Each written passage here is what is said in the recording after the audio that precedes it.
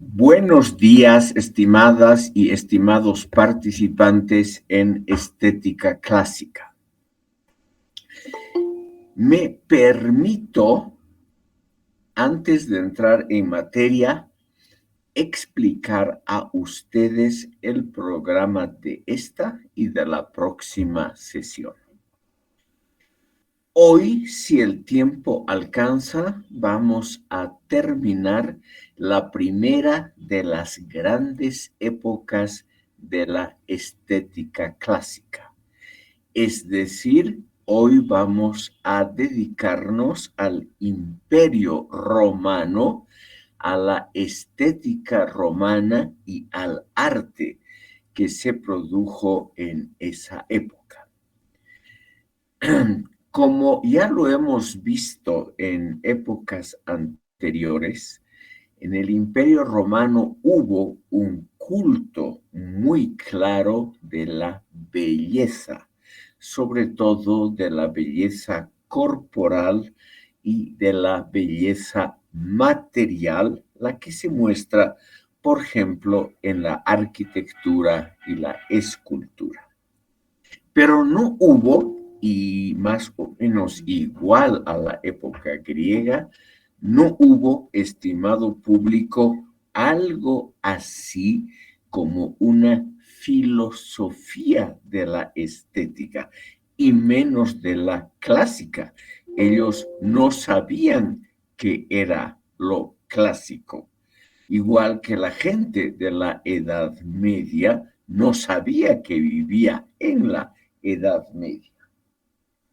Entonces aquí vamos a ver la cultura romana, una cultura que practicó la belleza estética, como diríamos hoy, profusamente, pero que no produjo ningún tratado filosófico que se llame, por ejemplo, Tratado de lo Bello o algo similar.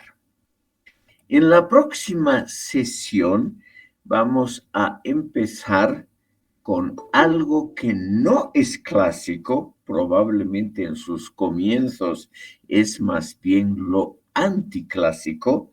Me refiero a la cultura cristiana, también en lo referido a los monumentos, pinturas, etcétera, que los primeros cristianos produjeron, que era como una respuesta a la cultura clásica, pero inmediatamente los romanos comprendieron, estimado público, la necesidad de hacer una vinculación, una síntesis, un sincretismo con la cultura greco-latina. Y el resultado de eso, bastantes siglos después, fue la segunda gran fase de la estética clásica, que es el renacimiento de Europa occidental, en Europa occidental. Por las dudas, estimado público, les recuerdo que este curso, este módulo, está denominado como estética clásica y se consagra también por razones de tiempo y de la enorme abundancia de la materia, sola y exclusivamente a la estética de la cultura occidental, dejando de lado todas las otras culturas a nivel mundial, de las cuales se ocupa la llamada estética a secas, que es otro curso que se ofrece en la carrera de filosofía. Vamos a ver, estimado público, entonces, lo referido al mundo romano, que es en parte la continuación y en parte un desarrollo autónomo del mundo griego.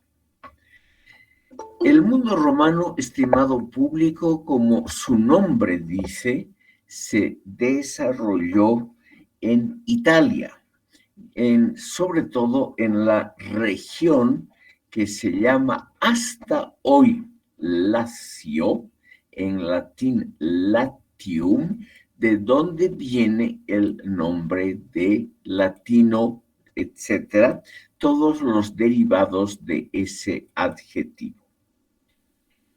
El Imperio Romano creció muy lentamente, pero desarrolló rápidamente una gran capacidad administrativa y militar. Aquí tienen ustedes, estimado público, un mapa del Imperio Romano con los datos de la expansión. La expansión está marcada aquí a la derecha con los años. Como ustedes ven, la expansión empieza tempranamente y se va desarrollando poco a poco hacia las periferias. En color verde claro está la máxima expansión del Imperio Romano bajo el emperador Trajano, más o menos alrededor del año 138 después de Cristo. Estas conquistas de Trajano, ustedes ven aquí en este color verde claro, Mesopotamia, Armenia, Dacia, son abandonadas por su sucesor, el emperador Adriano. Pero de todas maneras, lo que queda hasta el final es un territorio enorme que cubre lo que hoy es Europa Occidental, con la excepción de Irlanda, Escocia, los países escandinavos y gran parte de Alemania. El norte de África, ustedes ven aquí los países que hoy son Marruecos, Argelia, Túnez, Egipto, etcétera, y una parte de Asia, lo que hoy es Turquía, Siria, Líbano, etcétera. Este imperio, estimado público, estuvo relativamente bien administrado. Hubieron muy pocas revueltas de lo que hoy llamaríamos de corte nacionalista reivindicativo contra el Imperio Romano. Hay regiones enteras, por ejemplo, Grecia, donde estoy moviendo el cursor, donde nunca hubo una revuelta contra Roma, contra el dominio romano, y eso, estimado público, que los griegos tenían una gran cultura, una gran idea sobre y en torno a ellos mismos, lo mismo, estimado público, en gran parte de Asia y África. Tomemos el ejemplo del Egipto faraónico, que había tenido una historia autónoma, completamente independiente, durante 3000 años antes de convertirse en provincia romana alrededor del año 30 antes de Cristo. Hasta que Egipto, muchos siglos después, en el siglo VII después de Cristo, fue invadido por los árabes convertidos ya al Islam, en Egipto no hubo nunca una rebelión ni contra el Imperio Romano en su totalidad, ni contra el Imperio Bizantino o Imperio Romano de Oriente. Por las dudas, este mapa tiene una línea roja, ustedes ven aquí en la mitad. Esa línea roja marca la división definitiva que se hizo en el año 395 de Cristo, después de Cristo, entre el Imperio Romano de Occidente, que es aquí donde estoy corriendo el cursor, y el Imperio Romano de Oriente o Imperio Bizantino, que duró más de 1000 años, además posterior a 395, duró hasta 1453. En cambio, este imperio romano de Occidente sucumbió ante las invasiones de los bárbaros germánicos y dejó de existir en el año 476 después de Cristo, con lo que se inició la Edad Media. Para la historia de la cultura, o sea, para nuestra temática, esta división es importante porque en la parte occidental del Imperio Romano, que aquí está en color verde, se impuso el latín y sus derivados, y en la parte oriental el griego y sus dialectos. Y nosotros, estimado público, somos de alguna manera deudores, tributarios, en dos campos todavía hoy del Imperio Romano. Nosotros hablamos un idioma, el castellano o español, que es una derivación medieval del latín macarrónico, o sea, del latín hablado por las legiones romanas que comían una comida barata llamada macarrones. Por eso se llama así ese latín popular, el latín de las legiones, el latín de los militares, sobre todo los soldados de baja graduación, y ese latín macarrónico es el que ha dado lugar al portugués, español, catalán, francés, italiano, etcétera, etcétera. Nosotros utilizamos también el alfabeto latino.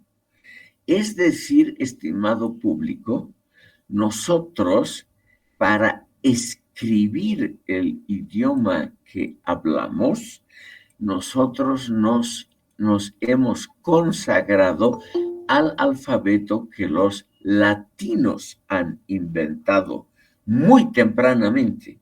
Las primeras inscripciones latinas ya aparecen en el 500 antes de Cristo en forma muy clara.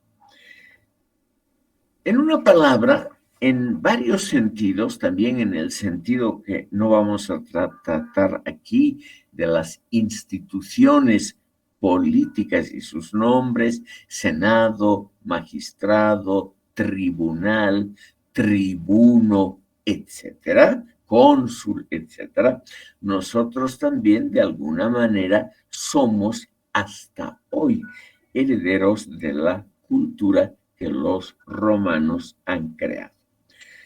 Permítanme, para situarnos con fechas que ustedes no tienen que aprender de memoria, permítanme unos cuantos datos que simplemente sirven como anécdotas instructivas. Según la tradición muy insegura, Roma, aquí el cursor está asentado en esta ciudad, en el centro de la península itálica, aquí Roma, fue fundada el 21 de abril de 753 antes de Cristo. Esto es muy inseguro, no hay ningún documento, ninguna inscripción justamente de esa época. La primera inscripción en latín que tenemos es de 200 años posterior.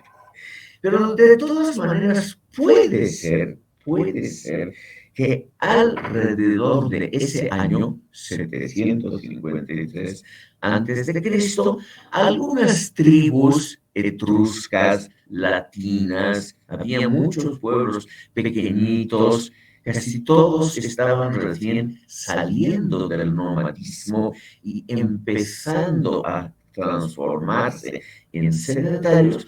Puede ser que algunas tribus se hayan unido y hayan fundado una primera urbe, una primera comunidad urbana dentro del perímetro de las 7 colinas que de las 7 colinas que todavía hoy son los distintivos de la ciudad de Roma. El objeto artístico más antiguo que hay es este bronce, la llamada loba capitolina. Aquí tienen ustedes, estimado público, la llamada loba capitolina en bronce. Ustedes ven, tiene alguna calidad artística. La loba está relativamente bien hecha. El bronce nos ha durado más de 2500 años en estado relativamente bueno. Y la loba está amamantando a los gemelos Rómulo y Remo, a los cuales se los considera los fundadores de la ciudad de Roma. Como es lo normal, es muy similar a la historia de Caín y Abel. Los dos se pelearon y Rómulo mató a Remo y se convirtió en el primer rey, probablemente legendario, de Roma. De todas maneras, al comienzo, entre el 753 y el 510 o 509 antes de Cristo, Roma fue una monarquía. Aquí hay otra representación también muy antigua, un alto relieve en piedra de la misma escena. O sea, los gemelos están siendo alimentados por la loba capitolina. Estimado público, obviamente hay que tomar esto como una leyenda.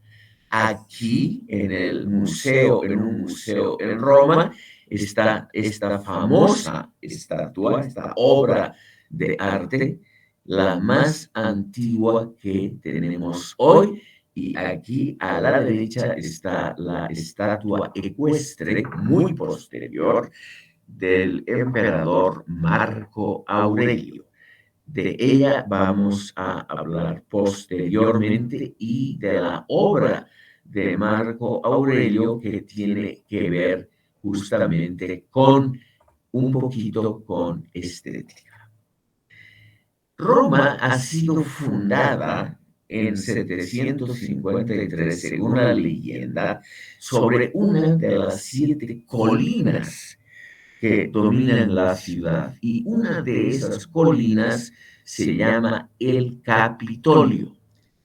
Esta es una foto actual para que ustedes simplemente vean en qué estado está hoy la Plaza del Capitolio. Es una plaza diseñada por el gran pintor y escultor Miguel Ángel. Estimado público, no hay duda de la calidad de esta plaza. Aquí ven ustedes, aquí el Palacio Capitolino, que es todavía hoy la Alcaldía de Roma. Y muy probablemente ocupa el lugar que durante siglos, en formas cambiantes, tuvo la residencia de las máximas autoridades de Roma, cuando todavía era una ciudad relativamente chica.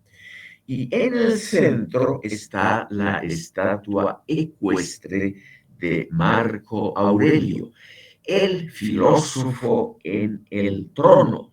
Esto tiene una ligera importancia para nosotros porque muy rara vez, estimado público, muy rara vez en la historia de la humanidad, un filósofo ha ocupado un trono. Y Marco Aurelio lo hizo muy bien. Al pie del Capitolio, en el siglo XIX, se levantó este monumento a la unidad de Italia. Ustedes ven aquí los constructores del siglo XIX imitaron el estilo romano de siglos, o mejor dicho, de milenios anteriores, para festejar la unidad de Italia que recién se produjo alrededor de 1860. Y este monumento es cuando las fuerzas unitarias de Italia toman Roma recién en 1870. Aquí les voy a mostrar rápidamente algunas vistas de la ciudad eterna. Este estimado público es aquí a la derecha, una vista de esta columna del Capitolio. Para nosotros, aquí que vivimos entre montañas, es naturalmente una columna muy bajita, ven ustedes, se alcanza rápidamente con esta gradería, con esta escalinata. Pero de todas maneras es una columna y en la antigüedad era realmente el signo más importante del dominio, es decir, algo que sobresalía sobre el nivel medio de la ciudad y lo han aprovechado los artistas para construir varios palacios, la mayoría son hoy museos, que recuerdan justamente el origen rural agrario de la ciudad de Roma. Estimado público, en el año 510 o 509 antes de Cristo, los ciudadanos romanos se sublevan contra su rey, contra Tarquinio el Soberbio, el nombre ya nos dice algo, y establecen la República. La República Romana dura varios siglos hasta el año 27 antes de Cristo. Esto quiero recalcar porque es muy curioso y muy sintomático de lo que somos los seres humanos. En el último siglo antes de Cristo, en el siglo primero antes de Cristo, estalla una guerra civil en la República Romana. Es una guerra civil que contrapone, estimado público, es además la primera guerra civil entre partidos políticos más o menos organizados y partidos políticos que tienen además un programa de gobierno, también un programa de gobierno claramente establecido. Es la guerra civil entre el Partido Popular, dirigido por Julio César y Marco Antonio, y el Partido Senatorial, dirigido, entre otros, por el gran filósofo Cicerón. Entonces, aquí, estimado público, en Roma se libra una guerra civil. Y en esa guerra civil, estimado público, gana el Partido Popular. Gana lo que podríamos decir en términos actuales, gana la izquierda. Pero, y aquí vienen las ironías normales de la historia, gana la izquierda, gana la guerra civil después de muchas batallas, muchas vicisitudes, todas ellas aprovechadas por la literatura, y el sobrino y heredero de Julio César, Octavio Augusto, se proclama emperador e instituye la monarquía. Entonces, tenemos, estimado público, el caso de que la monarquía es reconstituida en Roma no por obra de los aristócratas dirigidos por el partido senatorial y por Cicerón, sino por el partido popular de Julio César y de su sobrino y heredero Octavio Augusto. El Imperio Romano, como ustedes ven aquí, se va edificando poco a poco.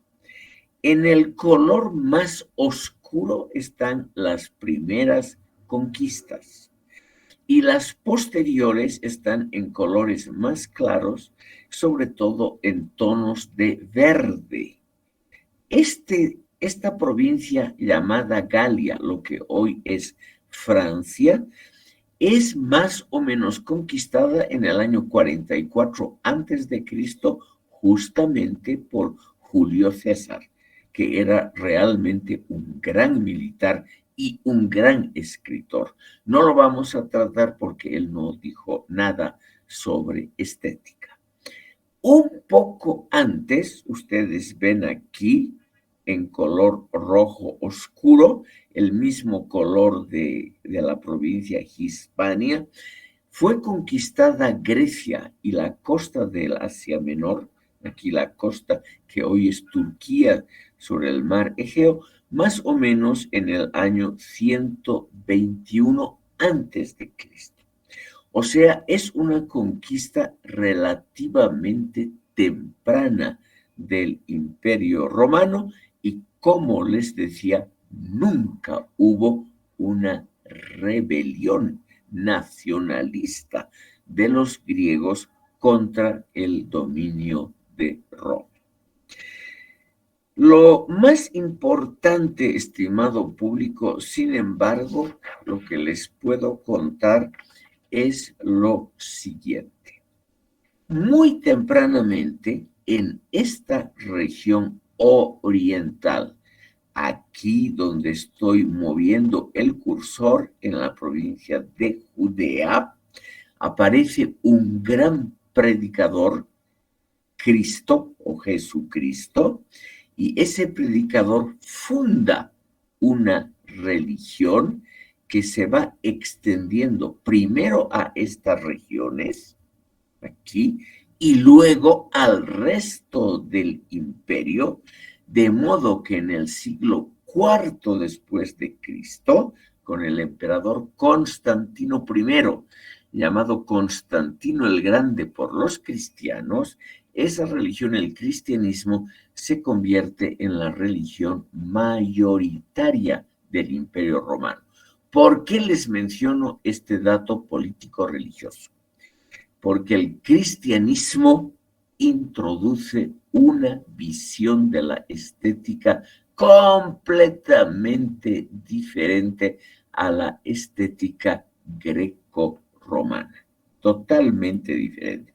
Y esa visión, estimado público, esa visión diferente es la que realmente perdura prácticamente hasta hoy, porque los cristianos tienen la idea, yo diría, muy interesante de aprovecharse de la estética clásica y hacer un sincretismo entre sus ideas y las ideas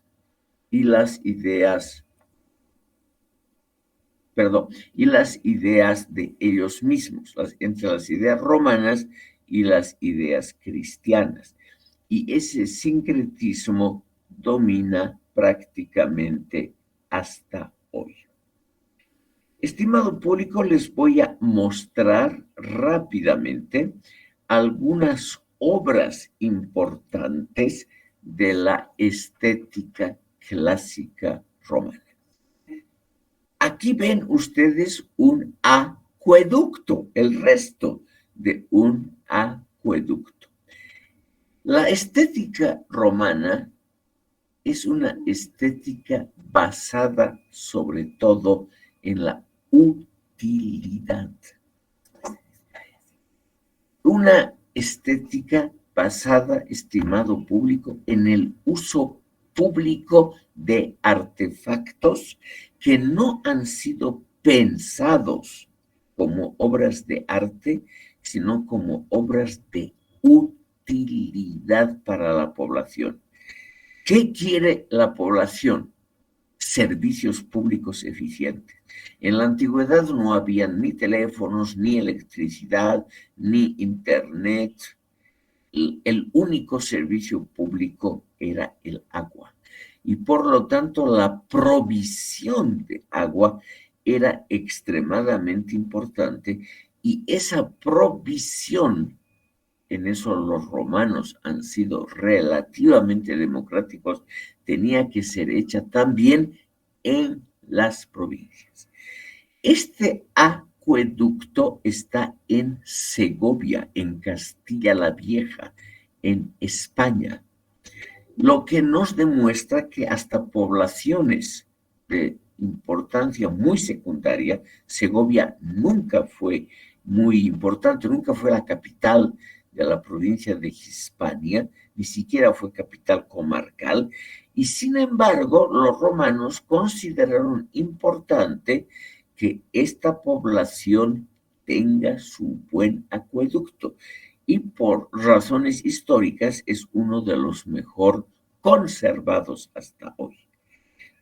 Ustedes ven aquí son arcos y no se puede negar que tienen una cierta elegancia.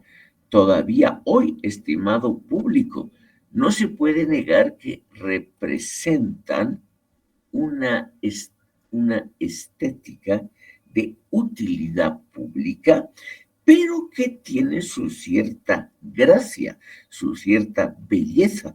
Por eso es que el municipio de Segovia hoy cuida este acueducto con mucho cuidado, es el símbolo de la ciudad. Estos acueductos hay muchos. Aquí pueden ver ustedes otro acueducto que ha quedado en relativamente buen estado, que atraviesa un río. El agua viene probablemente de estas montañas aquí, agua fresca, y se lo transmite, el agua viene por aquí arriba hasta una ciudad que está situada aquí a la izquierda. Aquí se traslada grandes cantidades de agua, funciona día y noche y realmente tiene una clara utilidad pública. Aquí tienen ustedes otra muestra de un acueducto que hoy ha quedado en medio de una ciudad, ¿no? En muy diferentes regiones del Imperio Romano existen estos acueductos. Y es por ello, estimado público, que el imperio era relativamente popular en la época romana. Porque los romanos no solo construyeron acueductos, sino también termas, o sea, baños públicos. Esos han sido casi todos destruidos. También las grandes termas en Roma, la más grande de todas las termas de Caracalla. De eso, estimado público, no les voy a mostrar ninguna ilustración porque han quedado en muy mal estado. Son ruinas que no nos muestran nada de la estética romana. Pero en cambio, estos acueductos sí nos muestran la combinación entre belleza arquitectónica y utilidad social. Y esta combinación es la que ha hecho relativamente popular al imperio y naturalmente ha hecho que mucha gente aprecie el imperio romano como un imperio que se preocupaba por la suerte de los ciudadanos. Ven aquí en otra comarca completamente diferente un acueducto que todavía es usado. Ven ustedes aquí, el acueducto todavía lleva agua. 2000 años de utilización. Aquí, estimado público, otras vistas, aquí otro acueducto todavía en uso. Desde lo que hoy es Portugal hasta lo que hoy es Armenia en Asia, existen estas obras públicas de los romanos, no solo acueductos, también carreteras. Les quiero mostrar algunas de las carreteras. Esto es el centro de Italia y aquí están las llamadas vías, como llamaban los romanos, más antiguas. Están en colores, ven ustedes aquí, por ejemplo, en color violeta, rojo, etcétera.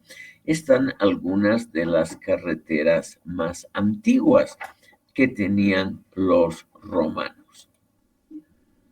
Y aquí quiero mostrarles el pavimento original de la Vía Appia, que es la más antigua de todas, iba de Roma a Nápoles. Aquí ven ustedes la Vía Appia, cómo se ha conservado hoy todavía en ciertos trechos. Y ven ustedes aquí un foco eléctrico moderno, quiere decir que todavía es usada. Claro, como está muy desgastada, esta tiene 2300 años de antigüedad, muy desgastada. Para un coche es algo muy incómodo usar algo así. Pero lo importante para nosotros, estimado público, es otra cosa. Simplemente es comprender que no todo dominio imperial es imperialista. Es decir, lo que yo quiero hacerles comprender es que no toda colonización, no toda fundación de colonias tiene el rasgo negativo que hoy en el lenguaje sociológico y politológico está asociado muy negativamente al término colonialismo. Ustedes ven aquí otra carretera romana.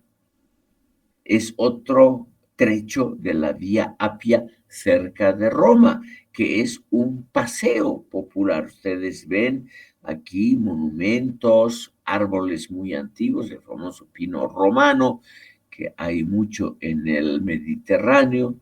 En fin, estimado público, ustedes pueden ver aquí, este es el pavimento original de la Vía Appia. Aquí se ha conservado perfectamente.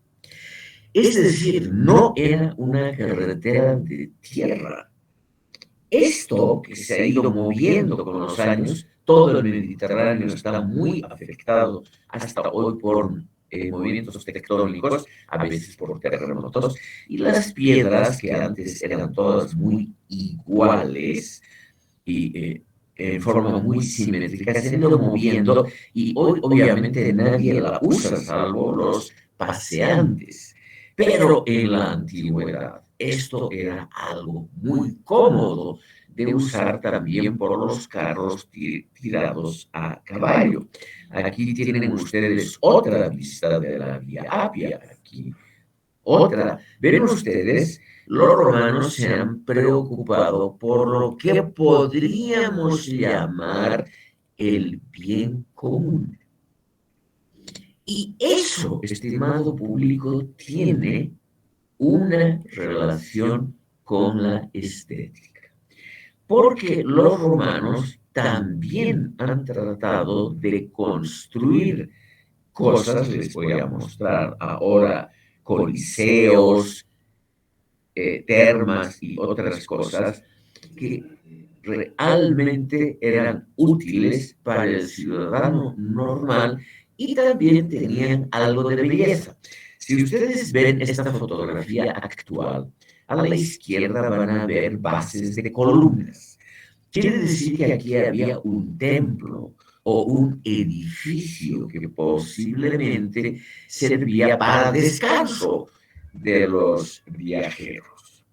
Aquí, estimado público, vemos, perdón, otro aspecto de las obras civiles de la comunidad. Estimado público, dentro de la ciudad de Roma, ha quedado una avenida que lleva del Coliseo al Capitolio. Les he mostrado a ustedes la plaza del Capitolio, con ese monumento a la unidad de Italia. Hay una avenida que era la calle más importante de la Roma antigua, que conducía del Coliseo, que lo vamos a ver ahora, a la plaza del Capitolio, y se llamaba la Vía de los Foros Imperiales. Lamentablemente esto es lo que queda.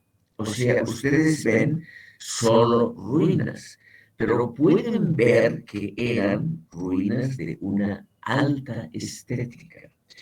Aquí, a la extrema izquierda, está una iglesia católica. Los católicos, estimado público, han utilizado al por mayor, todos los mármoles, piedras, marfiles, todo lo que han podido de los edificios, tanto civiles como religiosos, aquí de la famosa Vía de los Foros Imperiales. Ustedes ven aquí, los turistas van a pie por esta vía. Y la vía está rodeada por edificios. Ven ustedes aquí los restos de una basílica, aquí los restos de posiblemente un edificio público. Aquí ven ustedes un arco del triunfo, una cosa típica de la estética pública romana. Eso no tenían los griegos. El arco del triunfo, eso es un invento romano para celebrar justamente un triunfo militar sobre los enemigos del país. Esta es la Roma actual, estimado público, y esto nos muestra cómo ha sido la obra destructora del ser humano, los incendios, las invasiones, etcétera, que no han sido pocas. Aquí tenemos otra vista de los foros imperiales. Ustedes ven aquí cómo los cristianos han utilizado una basílica romana que está más o menos todavía reconocible. Ustedes ven aquí el atrio con columnas, como los cristianos aquí han utilizado las partes más o menos en buen estado para su fin. Aquí ven ustedes un campanario, una iglesia. En fin, el catolicismo, estimado público, ha sabido utilizar muy ampliamente lo que han dejado los paganos para construir sus propios edificios. Aquí es una iluminación de noche, es una iluminación típica para los turistas, que nos muestra otro trecho de esa famosa vía de los foros imperiales. Aquí vemos otra iglesia, etcétera, que los cristianos han utilizado. Hay que reconocer también que si uno no cuida algo, la vegetación es una zona muy húmeda, la vegetación se empieza a crecer y puede tapar todo. Al final o al comienzo de esta vía de los foros imperiales está, estimado público, uno de los edificios emblemáticos de la cultura y por lo tanto también de la estética romana. Aquí está el llamado Coliseo. Es uno de los edificios más grandes construidos bajo el Imperio Romano. Fue construido por el emperador Vespasiano alrededor del año 70 después de Cristo. En este coliseo había de todo, pugilatos, obras de teatro, y aquí también, aunque los cristianos exageran mucho, aquí también muy ocasionalmente hubo aquí sacrificios de cristianos. Se los ponía en el centro, aquí, y se arrojaban animales hambrientos, sobre todo leones, para que se los coman a los cristianos. Los cristianos naturalmente han dicho que eso era el pan de cada día, etc. Ha habido pocos de esos espectáculos. El más famoso, el primero, bajo el emperador Nerón. Aquí ven ustedes, las galerías están en muy mal estado adentro y de las muchas paredes concéntricas, estimado público, la exterior es la que más ha sufrido. Ven ustedes, esta es la pared exterior, esta es la segunda, esta es la tercera. Tenía una capacidad de 50,000 espectadores y todo el edificio, todo, por afuera y por adentro estaba revestido de mármol. Ese mármol está hoy en las muchísimas iglesias y palacios que tiene Roma, porque hay muchísimos palacios construidos en la Edad Media y en el Renacimiento. Aquí tienen ustedes una vista, ven ustedes aquí los turistas en primer plano que visitan el Coliseo. Este era el nivel, estimado público, del escenario. Y debajo de ese nivel habían unas cavidades, que es lo que estoy aquí, donde recorro el cursor, unas cavidades donde se preparaban espectáculos teatrales. O sea, estas cavidades se servían para mover cosas, para guardar animales, es decir, para muchas cosas. Y aquí estaban los asientos de los espectadores.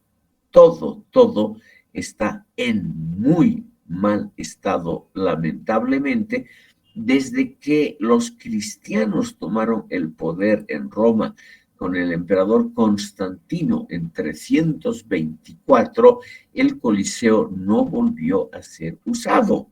Y algo que no se usa es algo que está lamentablemente usado para otros fines, es decir, los mármoles y todo lo que se pudo empezó a desaparecer.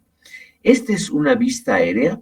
Ustedes ven, es el centro mismo de Roma y ese centro de Roma obviamente hoy tiene un tráfico moderno. O sea, la ciudad ha ido desarrollándose y muy activamente. Esta es la avenida de los Foros Imperiales. Aquí tienen ustedes otra vista aérea del Coliseo. Y tal vez aquí otra vista donde ustedes ven los turistas. El Coliseo hoy no se usa para ningún tipo de espectáculos. Ustedes ven los asientos en qué estado lamentable se hallan. Eso, estimado público, es inevitable en la vida cotidiana de una ciudad.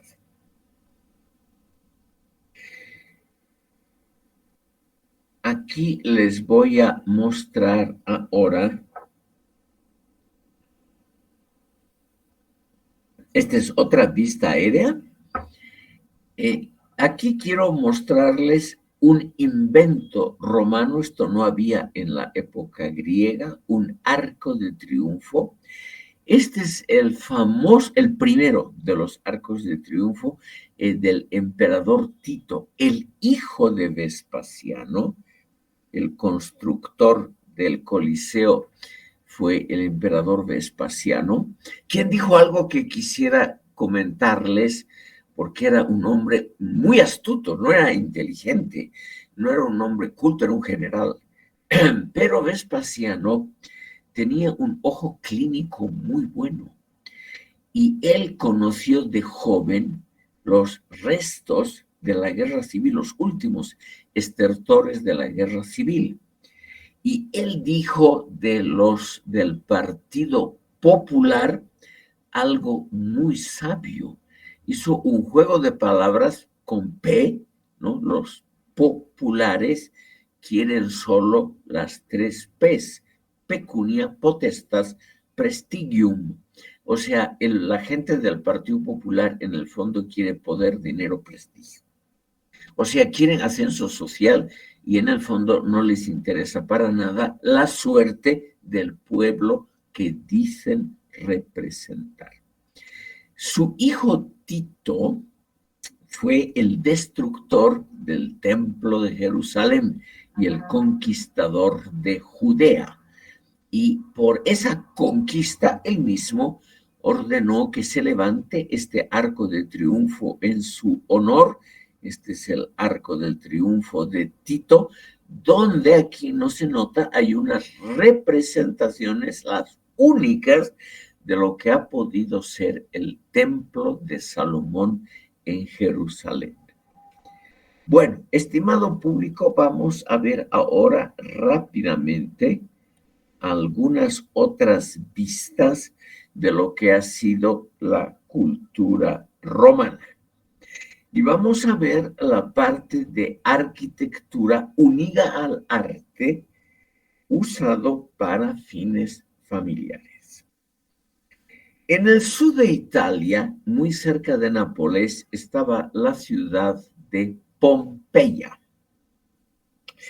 La ciudad de Pompeya, estimado público, era una especie de refugio veraniego de los romanos ricos. Y estos romanos ricos en Pompeya y alrededores, por ejemplo, en la isla de Capri, que es a pocos kilómetros, en Salerno y en esos alrededores, se hicieron construir villas muy interesantes, adornadas con frescos, mosaicos, estatuas. Lamentablemente, Pompeya fue destruida en un solo día por la erupción del volcán, estimado público. Aquí tienen ustedes el volcán Vesubio, que en el año 79 después de Cristo tuvo una violenta erupción y bañó a la ciudad con una lluvia de cenizas calientes que luego se solidificaron y al posarse sobre la ciudad, como era una lluvia de cenizas, se posaron lentamente, no la destruyeron del todo, eso sí, todos los techos quedaron destruidos, pero han preservado para nosotros por lo menos algo de lo que era una ciudad romana. Aquí ven ustedes lo que ha quedado de esa ciudad romana de Pompeya, columnas, ustedes ven, son unas columnas relativamente elegantes, bien talladas, todas casas privadas. Aquí en Pompeya no había ningún edificio público importante. Y estas obras de arte, estimado público, son lo que los habitantes de Pompeya mandaron a hacer para sus jardines, para los interiores de su casa, etc. Aquí ven ustedes al fondo el volcán Vesubio, que todavía hoy a veces manda pequeñas lluvias muy peligrosas. También en Pompeya había un anfiteatro. Aquí ven ustedes el anfiteatro de Pompeya, porque esta gente rica obviamente quería también divertirse. Entonces, en Pompeya había muchos aspectos de la vida que podríamos llamar del ocio con dignidad. Aquí ven ustedes otra vista del interior de Pompeya. Aquí se notan turistas que están en medio de la ciudad. Ustedes ven aquí la ciudad como está en la falda de una montaña. Es una ciudad construida en un plano desigual, en un plano inclinado. Aquí se nota claramente y aquí se puede apreciar más o menos cómo era una parte de la ciudad de Pompeya. Lo más, aquí podemos ver otra vista de Pompeya. Era una ciudad muy extendida, estimado público, porque además había una ciudad gemela llamada Herculanum o Herculano en español, que también fue destruida en el mismo momento que Pompeya. Aquí ven ustedes algunas edificaciones, todo quedó tapado. Recién a fines del siglo XVIII se excavaron las dos ciudades y recién, digamos, en el siglo XX se pudo reacondicionar para que los turistas la visiten. ¿Por qué es interesante Pompeya? No les he mostrado pinturas de la época griega porque no nos ha llegado prácticamente ninguna. La pintura es algo, además estaban hechas con pigmentos de no buena calidad. La pintura griega era extremadamente delicada, eran generalmente frescos, o sea, pinturas sobre paredes, y eso no ha resistido el paso del tiempo. Pero aquí, al ser cubiertas por esa masa de cenizas que luego se solidificó, aquí, estimado público, en Pompeya, en estas casas de ricos, estas villas, como se llama en latín, allí se han conservado algunas pinturas para que ustedes aprecien el tipo de pintura de la época greco-romana. Aquí ven ustedes frescos romanos de Pompeya del primer siglo después de Cristo. Son escenas de la vida cotidiana. Ustedes ven aquí, son mujeres, seguramente en labores de la casa. Aquí están enseñando a leer a un niño, aquí con algo de comida. Aquí ven ustedes los tonos. Obviamente esto ha estado cubierto por cenizas y por lo tanto están bastante estropeados, pero nos podemos dar una idea de lo que era, estimado público, la pintura hace 2000 años. Aquí, estimado público, es una vista de una casa en Pompeya.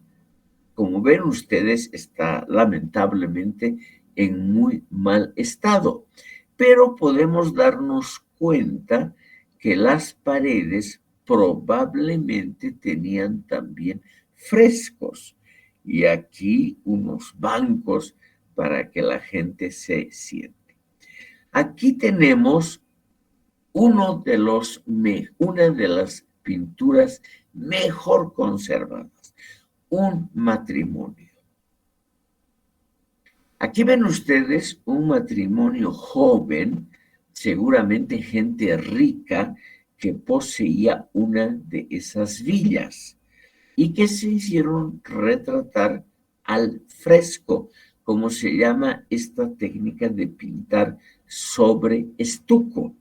Ahora, obviamente, el paso de 2000 años se nota claramente, pero ustedes pueden apreciar la estética, o sea, la persecución de la belleza que también querían los habitantes de esa región. Quiero mostrarles otra.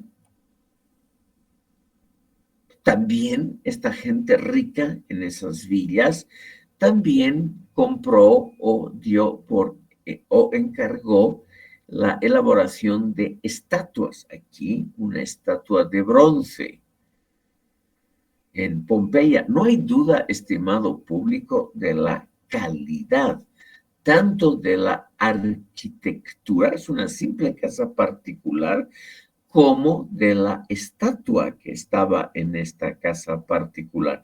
Yo les decía, los techos todos han caído, pero podemos más o menos darnos cuenta cómo vivía esa gente y cuál era la estética, o sea, en esa época, la inclinación a la belleza que tenían ellos. Ven aquí el resto de una estatua. Todavía hay muchas ruinas que esperan ser restauradas en Pompeya. Es un areal enorme, estimado público, junto con la vecina Herculanum. Aquí ven una casa cuyos pilares terminaban en estatuas, bastante maltratados por el tiempo. Simplemente es para que ustedes vean que esta posiblemente sala para recibir gente o para reunirse a la familia, posiblemente un comedor o una sala, tenían elementos que podríamos decir de una dedicación a la belleza. Es decir, los propietarios encargaron este tipo de decoración al, a los artistas. Quiere decir que gastaron algo, estimado público, para tener realmente una buena habitación, una buena residencia. Aquí otra muestra de lo que es, cómo está Pompeya hoy. Aquí está el Vesubio, el gran volcán. Otra vista. Perdón. Aquí los restos de un acueducto. También ha sido utilizado posteriormente, ustedes ven, hay hasta edificaciones que podríamos llamar de siglos posteriores, de gente modesta, que obviamente es una región muy pobre. Esta región del sur de Italia, Nápoles y alrededores, se ha convertido hoy en día en la región problemática de Italia. Es una región con un alto índice demográfico de crecimiento, pero al mismo tiempo el sur de Italia es una región donde no hay mucha industria, donde falta empleo, donde la gente realmente busca trabajo. Es una región muy pobre en el sur de Italia. Aquí vemos, estimado público, posiblemente desde la boca del volcán, una vista de este terrible volcán que a veces estalla. Y aquí, en relativamente buen estado, vemos esa sala que les decía, decorada con una forma de cariátide, pero cariátides masculinas, o sea, son gigantes que están sosteniendo el techo. Y ustedes ven el tipo de decoración que tenía la bóveda, el techo, todo muy trabajado. Ustedes ven aquí motivos florales, otro tipo de motivos de todo tipo. Es decir, había, estimado público, el deseo realmente de hacer la vida placentera. Y eso es una forma muy clara de lo que pensaban los romanos sobre la estética. Quiero pasar, estimado público, a mostrarles, a exponerles los pocos esfuerzos intelectuales de la estética filosófica en la Roma imperial. Vamos a ver a dos autores, estimado público.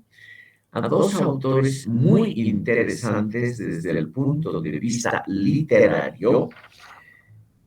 Uno de ellos es el poeta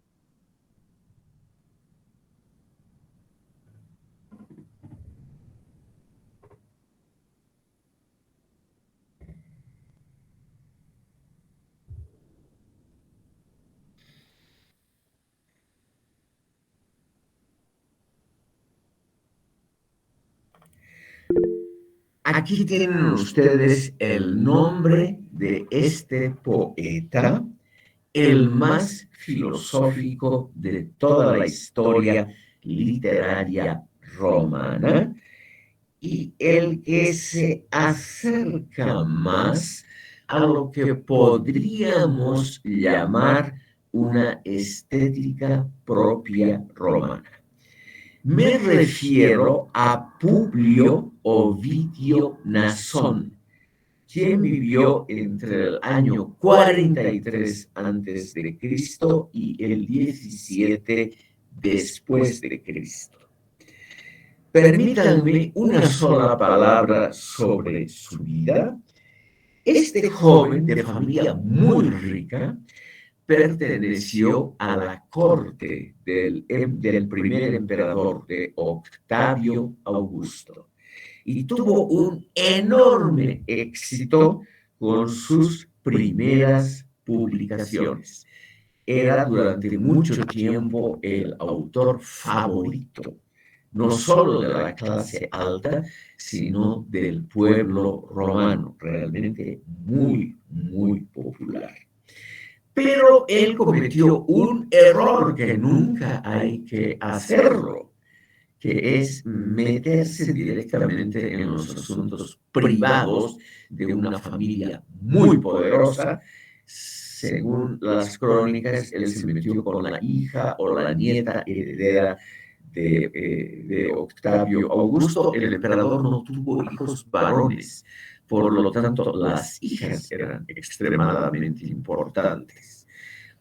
Y el emperador lo exilió al punto más remoto del imperio romano de esa época, lo exilió al Mar Negro, donde terminaba el límite del imperio romano, en la desembocadura del río Danubio, que hoy marca el límite entre Rumania y Ucrania, es decir, muy cerca de donde hoy tienen lugar las actividades bélicas de la guerra ucraniana. Este poeta, Publio Ovidio Nasón, que se lo conoce sobre todo como Ovidio, tiene, estimado público, dos grandes obras importantes desde el punto de vista filosófico. Una de ellas, la más popular, es la que se llama Ars Amatoria, que significa el arte de amar, que todavía hoy se lee con algún provecho, y la otra son las famosas metamorfosis.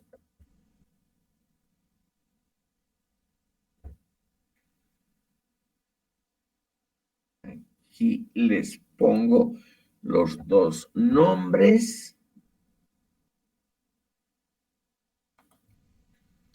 Estas son las dos obras principales y de carácter algo filosófico de Ovidio, donde se encuentra una concepción proto-filosófica de la belleza y de la estética. Los romanos, y Ovidio era un romano clásico, tenían la siguiente concepción sobre la belleza, lo que aparece muy claramente en estas obras. Una concepción práctica, no teórica o filosófica, estimado público.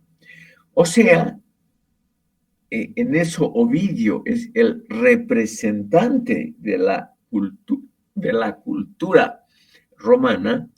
No existe en toda la cultura romana un tratado sobre la belleza, un tratado de estética, algo así, no existe, estimado público. Pero nosotros podemos derivar, inferir algunas ideas de la estética romana a partir de las obras que se refieren a lo que Ovidio llamaba la belleza. La belleza, estimado público, es lo que gusta en un consenso general de gente culta. Esa es la famosa definición. O sea, es lo que agrada, lo que produce placer, pero dentro de un círculo de gente educada. Según Ovidio, la gente educada, la gente culta, la gente que ha visto mundo, él viajó muchísimo por el Imperio Romano, en parte acompañando al emperador Octavio Augusto. La gente educada se ha formado viendo diferentes objetos bellos, viendo cuerpos bellos y oyendo también textos declamados bellamente. O sea, la gente culta, la gente que no trabaja, obviamente, la gente que tiene mucho tiempo, ha tenido justamente las posibilidades de formarse en aquello que hace agradable la vida. Ustedes ven, no es una discusión filosófica de ninguna manera, estimado público. Es una discusión dentro de la aristocracia romana sobre aquello que produce un placer que hoy llamaríamos estético. Ese placer estético se manifiesta escuchando versos bellos. Ovidio era un campeón en eso. Ese placer estético, ese gusto, ese agrado, también se produce comiendo cosas agradables, viendo cuerpos hermosos, observando obras de arte bien logradas y ocasionalmente, leyendo obras filosóficas fáciles de entender como el banquete o el Fedón de Platón. No cosas difíciles o textos un poco áridos como la metafísica de Aristóteles, eso no produce ningún placer estético. Entonces, aquí estamos ante una posición práctico-pragmática, una posición que podríamos decir que no es filosófica, sino proto-filosófica, o sea, un peldaño antes de la filosofía propiamente dicha. Y eso es lo que interesaba a los romanos. Reitero por la importancia del tema, estimado público, no hay ninguna publicación, ningún libro, ningún tratado, ningún ensayo de procedencia romana que tenga que ver de forma sistemática con lo que hoy, a partir del siglo XVIII, llamamos estética. Ni tampoco hay ningún tratado, ensayo o texto sobre la belleza en términos sistemáticos filosóficos. Eso simplemente no interesaba al pueblo romano que en todas sus capas sociales era un pueblo que se interesaba por lo práctico, muy diferente en esto a los griegos. Entonces, ¿qué es lo que hace Ovidio? Nos presenta, estimado público, por ejemplo, en su libro El arte de amar, nos presenta consejos prácticos sobre la seducción del ser amado, sobre la preservación, el cuidado del amor cuando se produce esa relación con un ser amado, y en términos prácticos cotidianos trata naturalmente de que el momento de agrado, de placer, sea prolongado. Eso es absolutamente todo. Ustedes dirán que eso obviamente no es filosofía. Y ustedes tienen razón, estimado público, pero es todo lo que se puede decir en el fondo de los pensadores romanos cuando se dedicaban a esta temática. Pero, hay que reconocer que Ovidio era realmente un tipo original, porque al mismo tiempo es el primer feminista en la historia documentada. En su Ars Amatoria, el arte de amar, él da un rol, una función extremadamente importante a la mujer. Él reconoce, por ejemplo, la función, igual que el varón, de la mujer en las relaciones humanas.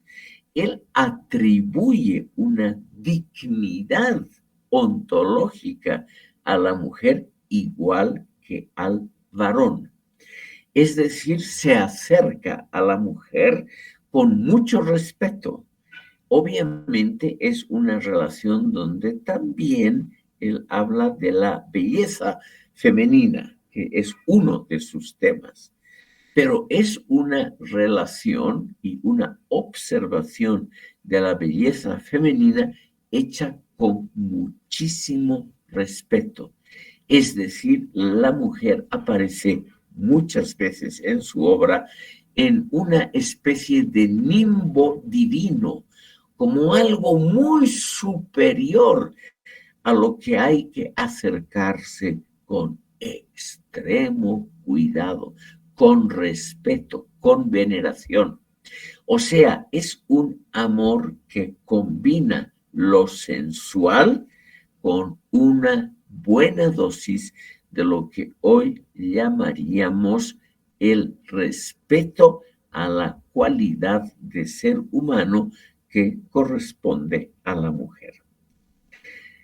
La obra Las Metamorfosis, como su nombre indica, son las transformaciones. Metamorfosis es simplemente la conversión de un ser en otro. Y en esas transformaciones, estimado público, nos da a entender este curioso Ovidio que las transformaciones se producen buscando la perfección, buscando también la perfección que hoy llamaríamos estética, es decir, una transformación que busca lo bello, que busca ir mejorando cada vez más. Él, obviamente, también tiene un mensaje político. Como él pertenecía a la corte del emperador Octavio Augusto, el sobrino de Julio César, en las metamorfosis él le incluye una especie de homenaje al tío, a Julio César, al gran general, porque quiere quedar bien ante el emperador y también necesita protección, necesita la amistad de Octavio Augusto, necesita simplemente también quedar en un mundo muy inseguro. Por ejemplo, esa pequeña aventura con una hija o nieta de Augusto le cuesta el destierro. Entonces, él sabe eso, que hay que quedar bien con los poderosos que son absolutamente impredecibles. Entonces, por ello, en la metamorfosis tiene un elemento que nos puede desilusionar. Las transformaciones que empiezan con la creación del mundo y que siempre van en pos de mayor belleza, de mayor culminación de lo que hoy llamaríamos una estética de la perfección, eso termina con la persona de Julio César. Julio César aparece ridículamente en las metamorfosis al final como la culminación del proceso que desde el comienzo de los siglos trata de conseguir la mayor perfección posible. También, por ejemplo, la belleza masculina. Y eso naturalmente se nota a la vista que es una concesión política para granjearse el apoyo del sobrino del emperador Octavio Augusto. Estimado público, quiero mencionarles brevísimamente, como hemos empezado un poquito más tarde, permítanme 2 minutos más. Hay un segundo pensador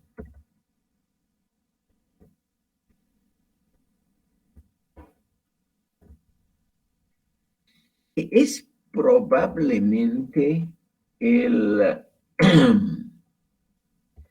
filósofo más notable que ha dado el mundo romano. Y ese es Cicerón, o con nombre completo, Marco Tulio Cicerón. Por eso permítanme ustedes unas palabras, porque posiblemente hay algunos elementos rescatables de lo que hoy llamamos estética en la obra de Cicerón. En primer lugar, unos detalles biográficos. Cicerón fue de origen un abogado muy exitoso. Este abogado Cicerón, que ganó muchos juicios y por lo tanto tuvo una posición muy buena, también realizó una carrera política desde abajo, tuvo todos los puestos del llamado curso de honores que tenía la carrera política en los últimos años de la República. Él vivió en el último siglo de la República. El estimado público es el que introdujo en gran parte la filosofía griega en el mundo romano. Él tradujo muchos textos y él inventó, él creó en latín muchos conceptos que hoy usamos traduciendo del griego al latín, pero a un latín muy elegante. Tenemos en Cicerón entonces que podemos llamar un impulso estético que no está sedimentado en textos, sino igual que todos los pensadores romanos, ese impulso estético está sedimentado en la obra misma. No existe ningún tratado de Cicerón sobre la belleza o algo similar. Pero, estimado público, en toda su obra se nota el ímpetu, el deseo, el anhelo de crear, por ejemplo, un idioma extremadamente bello. Y eso es un impulso artístico estético. Cuando nosotros hoy, 2100 años después, hablamos de un latín elegante, nosotros, de un latín absolutamente clásico, de un latín simple, pero al mismo tiempo bello en la configuración sintáctica, nosotros decimos es un latín ciceroniano. Es un homenaje tardío, obviamente, a Cicerón. O sea, el latín clásico, el latín elegante, el latín bello, el latín digno de ser imitado, es el latín ciceroniano. Se dice, yo como no soy lingüista, no puedo opinar, yo simplemente repito una opinión muy general, que es el latín más elegante y bello que se ha escrito jamás. Lo cual no es poco, ¿no es cierto, queridos alumnos? Realmente ha hecho un esfuerzo práctico, no teórico, de crear belleza por medio de lo que él dominaba, que era el idioma. Cicerón, estimado público, tuvo también una participación, yo llamaría curiosa, en la política.